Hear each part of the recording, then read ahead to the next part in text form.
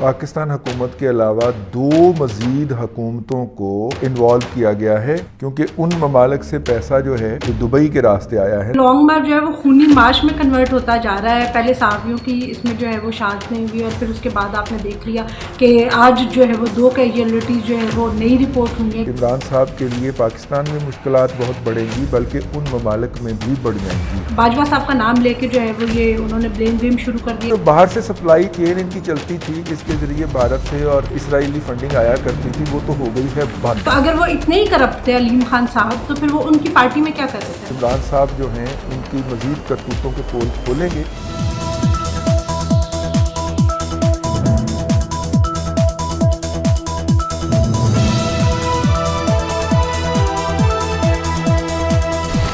السلام علیکم ناظرین، پروگرام بات سے بات کے ساتھ میں ہوں آپ کی میزبان عفیفہ رو اور میرے ساتھ موجود ہیں سینئر تجزیہ کار رضوان رضی صاحب۔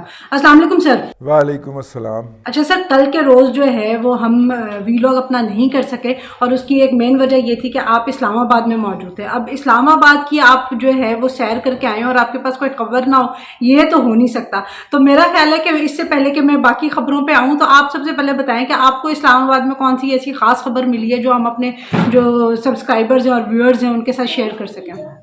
دیکھیے، ایک بہت بڑی گرفتاری کی خبر ملی ہے اور مجھے یہ محسوس ہوا کہ پاکستان کی جو بیوروکریسی ہے وہ ایک عمران خان صاحب کا جو بہت بڑا ہوا بنایا ہوا تھا لارجر دین لائف، اس میں سے نکلتی ہوئی نظر آ رہی ہے۔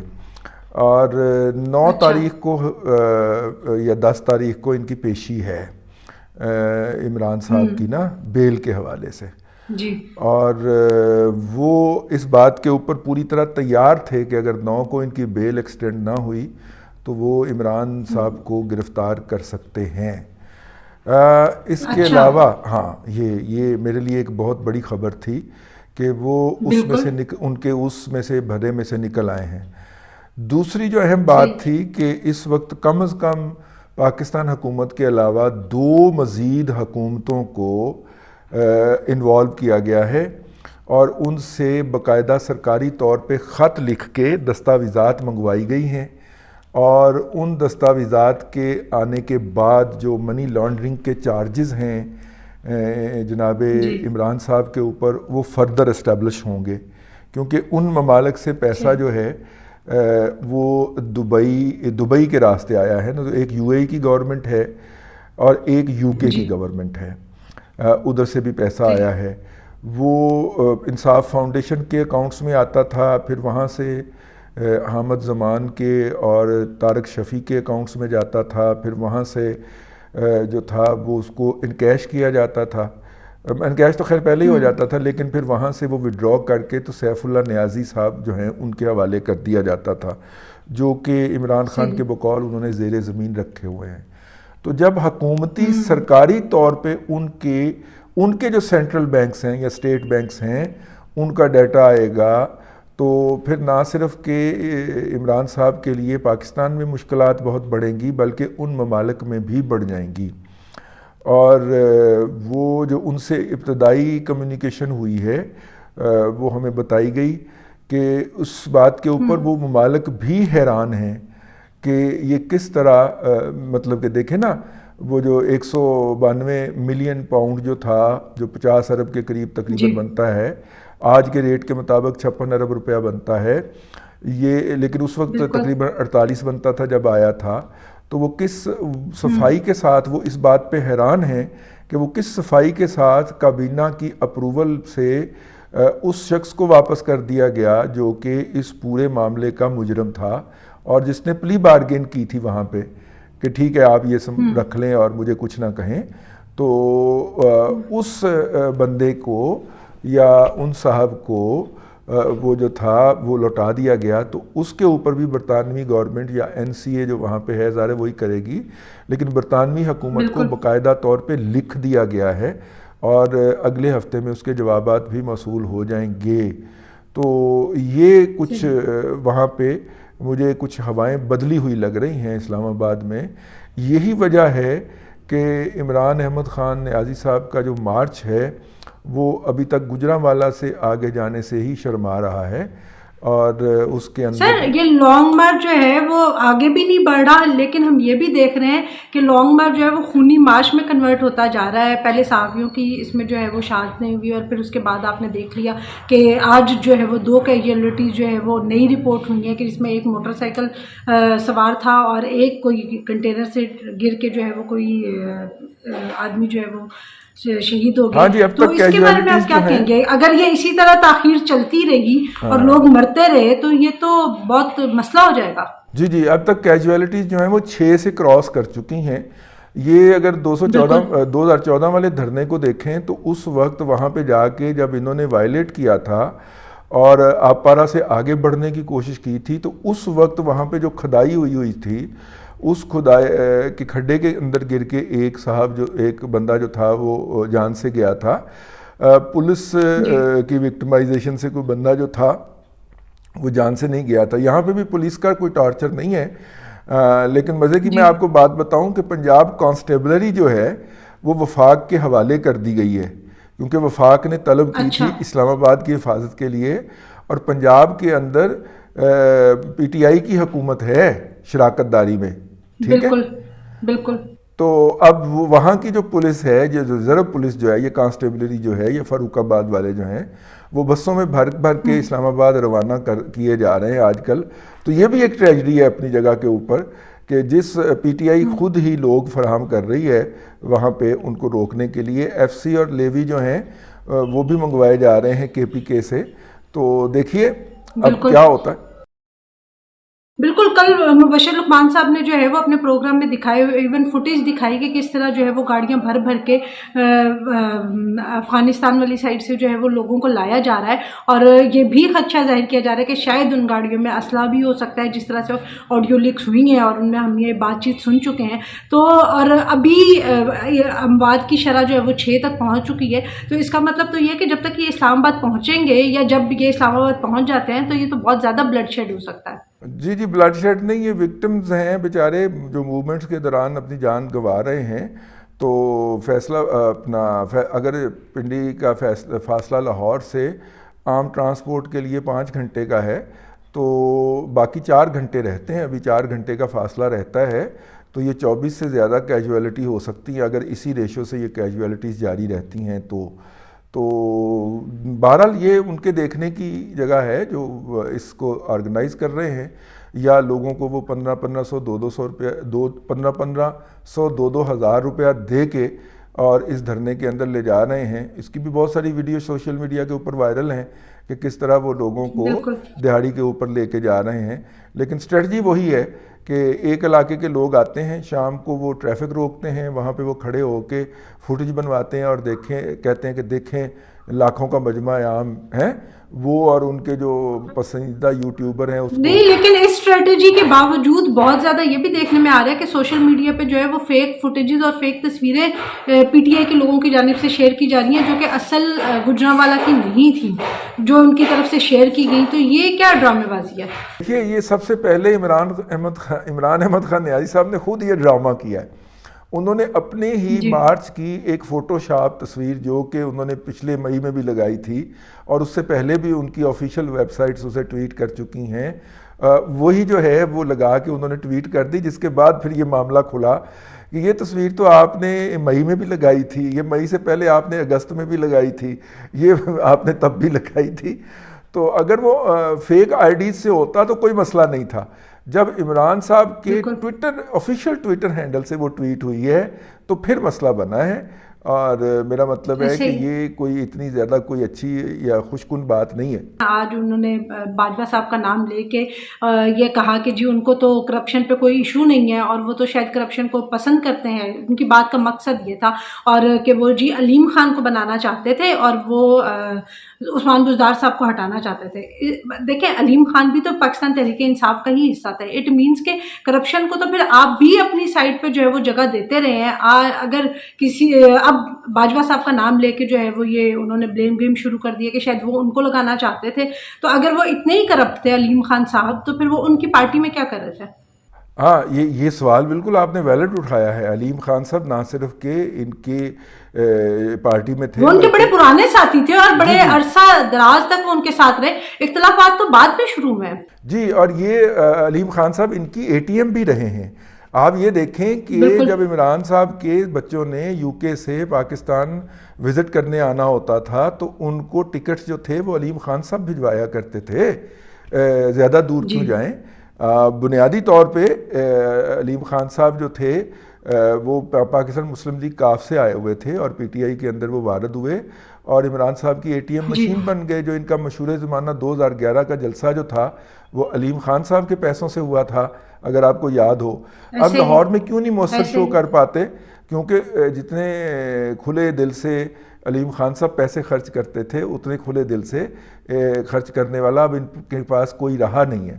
اسٹریٹجی جو ہوتی تھی وہ جہانگیر ترین اور لانگ مارچ میں بھی سنا ہے کہ ایک جو لوگوں کے نہ آنے کا یا لوگوں کے یہاں تک پہنچنے میں جو سب سے بڑا فلا نظر آ رہا ہے وہ یہی ہے کہ پیسے کا فلو اس طرح سے نہیں ہے جس طرح سے ہونا چاہیے تھا, یہ لوگوں کو اس طرح سے فیسیلیٹیٹ نہیں کیا جا رہا, جس کی وجہ سے یہ سارے مسائل ہو رہے ہیں. ہاں, اس کے علاوہ جو ان کی جو مین سپلائی تھی نا, جو سیلاب کے نام پہ انہوں نے بیرون ملک سے پیسے اکٹھے کیے تھے, وہ اس کا سارا جو چینل تھا نا وہ ایف آئی اے نے اپنی مانیٹرنگ پہ لے لیا, قابو کر لیا ہے. کراچی سے طارق شفیع کو پکڑا ہوا ہے, پکڑا نہیں ہے بلکہ ان کے خلاف مقدمات درج ہو گئے ہیں اور وہ ہر ہفتے جگہ جگہ اپنی بیل کروا رہے ہیں. ہر ہفتے ان کی پیشی لاہور, کراچی, اسلام آباد 3 جگہ کے اوپر ہوتی ہے اور ہر ہفتے تینوں شہروں کے اندر شٹل کاک بنے ہوتے ہیں. تو ذرا ایسی صورت کے اندر جب وہ انڈر مانیٹرنگ ہے تو وہ والا منی لانڈرنگ والا سسٹم نہیں چلا رہے ہوں گے. دوسرے حامد زمان صاحب ہیں جو کہ انصاف فاؤنڈیشن کے ہیڈ ہیں, تو وہ بھی آ گئے ہیں. اور تیسرا جو ان کا ہینڈلر تھا سیف اللہ نیازی, وہ ایف آئی اے سے بچنے کے لیے زیر زمین چلا گیا ہوا ہے. تو وہ جو باہر سے سپلائی چین ان کی چلتی تھی جس کے ذریعے بھارت سے اور اسرائیلی فنڈنگ آیا کرتی تھی, وہ تو ہو گئی ہے بند. اب آ جائیں جو آپ نے پہلا سوال کیا تھا, باجوہ صاحب کو وہ پرسنلی جو ہیں وہ اس لیے ہٹ کرنا چاہ رہے ہیں کہ فوج کے ادارے نے ان کو ڈسون کر دیا ہے. D G I S P R کی اور D G I S I کی پریس کانفرنس جو ہے وہ اس معاملے میں بڑی یونیک تھی, اور انہوں نے کہا ان کو نہ صرف کہ ڈسون کیا ہے بلکہ ان کے خلاف جو ہے وہ باقاعدہ چارج شیٹ جاری کر دی ہے. میں اسلام آباد جانے کا بیسیکلی وجہ یہ تھی کہ یہ بھی سننے میں آ رہا تھا کہ کوئی اور صاحب جو ہیں وہ ایک پریس کانفرنس کرنے جا رہے ہیں جس کے اندر وہ عمران صاحب جو ہیں ان کی مزید کرتوتوں کے پول کھولیں گے, لیکن آخری وقت میں وہ ان کو منع کر دیا گیا, کیونکہ جب وہ یہ کہتے تو پھر بات گھوم کے تو ادارے پہ آتی نا, ٹھیک ہے نا. تو اس لیے کہا گیا کہ نہیں یہ آپ نیک کام نہ کریں, آپ کی مہربانی ہے, کیونکہ اس کا جو ہوگا وہ ادارے پہ آئے گا. عمران صاحب کو یہ پتہ چل گیا ہے. لیکن یہاں پہ میں آپ کو نا ایک اور بات بتانا چاہ رہا ہوں. ویسے بھی میرے خیال سے ان شخصیت کے جو پہلے والے کارنامے ہیں اس کا بھی ابھی تک ادارہ جو ہے وہ کافی بوجھ اٹھا رہا ہے. ہاں اچھا, ایک اور بات میں آپ کو بتانا چاہ رہا ہوں. یہ باجوہ صاحب کی جو ہے وہ نیم کالنگ نہیں ہو رہی یا ان کے اوپر الزامات نہیں لگ رہی ہے, پاکستان کی فوج پہ لگ رہے ہیں نا, ٹھیک ہے, ادارے کے طور پر. بالکل. تو پاکستان کی فوج کو کون بے عزت کرنا چاہے گا یا کون اس کے خلاف اس طرح کی زبان استعمال کرنا چاہے گا؟ ایک تو ہمارا مشرقی ہمسایہ, ٹھیک ہے, چلیے, لیکن حالیہ مشرقی ہمسائے کے ساتھ تو ہماری آج کل جنگ بندی چل رہی ہے نا کشمیر کے اندر, اگر آپ کو یاد ہو. تو پھر اور کون چاہے گا؟ دیکھیے پچھلے سال 15 اگست کو وڈرال ہوتا ہے افغانستان سے امریکیوں کا, امریکی افواج کا, اور امریکی افواج جو ہیں وہ جاتے ہوئے یہ کہہ کے جاتے ہیں کہ ہم افغانستان میں اس لیے ہارے کہ پاکستان نے ہماری مدد نہیں کی, ٹھیک ہے نا, اور اس بات کی سزا ملے گی باقاعدہ پاکستان کو, یہ بھی ٹھیک ہے. تو پھر اس کے بعد پھر سائفر کون لکھتا ہے؟ امریکہ کے اندر بیٹھا ہوا پاکستان کا سفیر. یہ کڑی سے کڑی ملاتے جائیں, اور وہ سائفر جو ہے وہ باجوہ صاحب لے کے جاتے ہیں عمران صاحب کے پاس کہ یہ سائفر آیا ہے, کیا اس کو ڈیمارچ کر دیں, یعنی اس کا جواب بھیج دیں. تو وہ کہتے ہیں نہیں, کوئی بڑی بات نہیں ہے. اور یہ میرا خیال 11 مارچ کی بات ہے, اور 27 مارچ کو عمران صاحب جو ہیں وہ اپنا جیب میں سے نکال کے سائفر لہرا دیتے ہیں. تو بیسیکلی تو یہ پاک فوج کی جو وکٹمائزیشن ہو رہی ہے یا اس کی کریکٹر اسیسینیشن ہو رہی ہے یا اس پہ جو الزام لگ رہے ہیں وہ تو بنیادی طور پہ اس وجہ سے لگ رہے ہیں نا کہ کوئی ان کو سزا دینا چاہتا ہے. اب اس سزا کے لیے کم از کم کسی پاکستانی کو, اور وہ پاکستانی جس کو اس قوم نے سر پہ اٹھا کے وزارت عظمیٰ کی کرسی پہ بٹھایا ہو, اس کو تو حصے دار نہیں بننا چاہیے. اور اگر وہ حصے دار بن رہا ہے تو اس کا مطلب ہے کہ اس کو کوئی یقین دہانیاں کروائی گئی ہوں گی. یہ میرا اپنا تھاٹ پروسیس ہے, آپ اس سے اختلاف بھی کر سکتے ہیں. اس کو کوئی یقین دہانیاں ہوں گی کہ اگر آپ یہ کریں گے, یہاں تک معاملہ لے آئیں گے, تو پھر ہم بھی کچھ کر گزریں گے یا ہم بھی کچھ کر لیں گے. تو اگر یہ والی بات ہے تو آپ دیکھیں کس طرح امریکن میڈیا کے اندر 15 اگست 2021 کو یہ بات پوری پیک پہ تھی کہ ہم یہ جنگ ہارے ہیں کیونکہ پاکستان اور پاکستان کی افواج اور پاکستان کی خفیہ ایجنسی نے ہمارا ساتھ نہیں دیا. حالانکہ یہ غلط ہے, بالکل ٹھیک ہے, اور ان کے ساتھ دینے کے ہم ناقد رہے ہوئے ہیں, ہم نے بھگتا بھی ہے اس کو, لیکن بہت بھگتا ہے, ہم لوگوں نے بہت اپنی شہادتیں کروائی ہیں. جی, لیکن اب مسئلہ یہ ہے کہ وہ لے رہے ہیں اپنا بدلہ. ہمیں اپنے کسی بھی ادارے کے خلاف کسی بھی قسم کی مہم جوئی میں کسی بھی اندرونی یا بیرونی سازش کا ہاتھ نہیں بننا اور اس کے اندر شریک نہیں ہونا. لیکن جو شریک ہوتا ہے, اور اس وقت سب کو نظر آ رہا ہے کہ ان کی جو ٹارگیٹنگ ہے وہ ٹو بی کنسائز. کبھی وہ کہتے ہیں کہ فوج کے اندر جو ہے وہ اوپر کے لوگ تو ہمارے ساتھ ہیں, نیچے کے اندر جو ہے اوپر کے تو ہمارے خلاف ہیں, نیچے والے سارے ہمارے ساتھ ہیں. یعنی کہ وہ یہ ثابت کرنے کی کوشش کرتے ہیں کہ وہاں پہ خدا نہ خواستہ میرے منہ میں خاک کوئی تقسیم پیدا ہو چکی ہوئی ہے. نمبر 1, ڈسپلن فورس کے اندر یہ بہت خوفناک چیز ہوتی ہے اور اس کا تصور نہیں کیا جا سکتا. جن ممالک کی افواج کے اندر جو ہے, آپ لیبیا کی مثال لے لیں, وہاں کی فوج 2 حصوں میں تقسیم ہوئی ہے. آدھی فوج نے آدھے ملک پہ قبضہ کر لیا, باقی کی فوج نے باقی آدھے پہ قبضہ کر لیا. اس وقت Libya for all practical purposes 2 حصوں میں تقسیم ہے, اور صرف اس وجہ سے کہ ان کی فوج 2 حصوں میں تقسیم ہو گئی تھی. ایک بات. دوسری بات یہ ہے کہ اس وقت جو ہے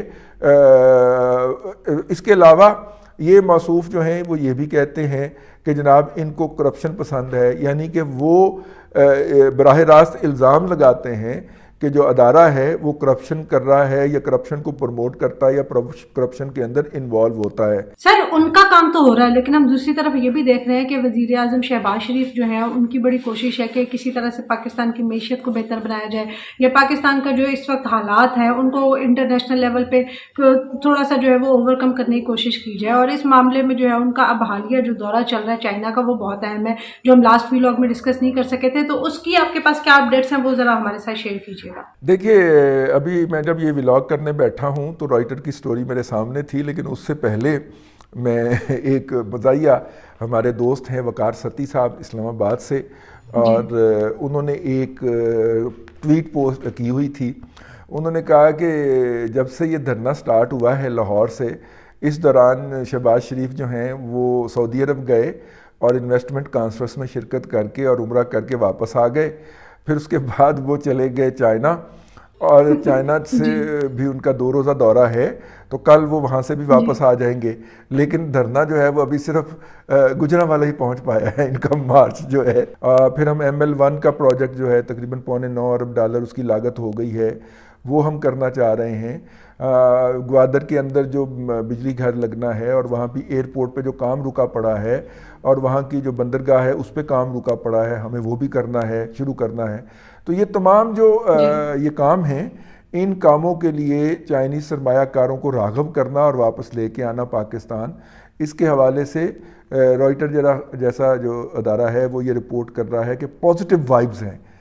تو یہ پازیٹیو وائب پاکستان کی اکانومی کے لیے بھی بہت پرومزنگ ہیں, بہتر ہیں, اور اس کے اوپر مذاکرات بھی ہوئے ہیں, کمپنیوں کے ساتھ بھی مذاکرات ہوئے ہیں, اور صدر جی جو ہیں ان کے ساتھ بھی پرائم منسٹر کی جو ہے وہ ملاقات ہوئی ہے, اور جو پرائم منسٹر لی جو ہیں ان کے ساتھ بھی 1-on-1 ملاقات بھی ہو گئی ہے, اور اپنا یہ جو ہوتے ہیں کیا وفود کی ملاقات بھی ہوئی ہے.